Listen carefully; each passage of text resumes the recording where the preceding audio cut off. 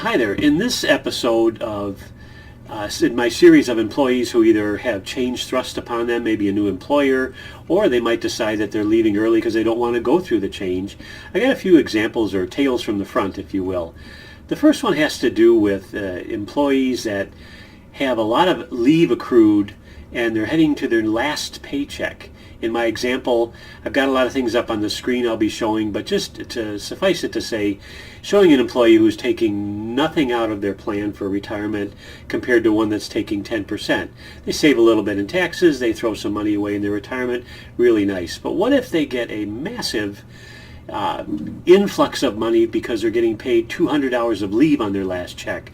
If they do nothing and keep their 403B deferral the same, they're going to end up putting a big chunk to the government, which means an interest-free loan that they don't get back until they do their taxes next spring, and their take-home pay goes up with money they may or may not need at the time. Well, what if they ramped up their deferral to have way more come out than normal, and that way the computer doesn't seem like this amount is the check they're getting that day is the same one they get every paycheck, which would have put them in a much higher tax bracket. This way they can kind of even things out, put a big chunk in their plan, keep their taxes about the same, their take home about the same. They can always turn around and take that money out in a couple weeks if they wanted to, but at least they've given themselves options.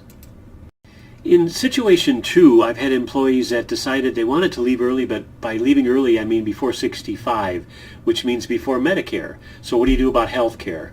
Well, you've got the COBRA plan or the employer continuation plan, but remember that's at your new improved rate. Your employer is not adding to that. You're paying for that whole bill. Well, what if you had money on the sideline that was not pre-tax money that could get you through that time before Medicare? Living off that money keeps your income down, and those employees have actually had pretty reasonable rates going through the healthcare exchange, which created a nice plan, a nice transition to where they got to Medicare, and it really softened the blow on those medical bills. The third situation, while it's nice to get money given to you, sometimes when it's unexpected, it doesn't make it easy for planning. I've had some employees where they had 457 plans, some clients, and the employer changed over and they discontinued the plan. So what did that mean to them? Well, what it meant, literally, that money paid out. So all of this tax deferred money in 1 year on top of their salaries was given to them as another income burden, which raised their tax rates unexpected. We could do a little bit of planning to soften the blow by trying to increase some of their other deferrals or do some tax harvesting with other money to try and reduce their tax bill. But that was a real blindside, and it really harmed their plans. So the moral there is, if you have plans you don't understand, it really does make sense to work with somebody who does understand the rules.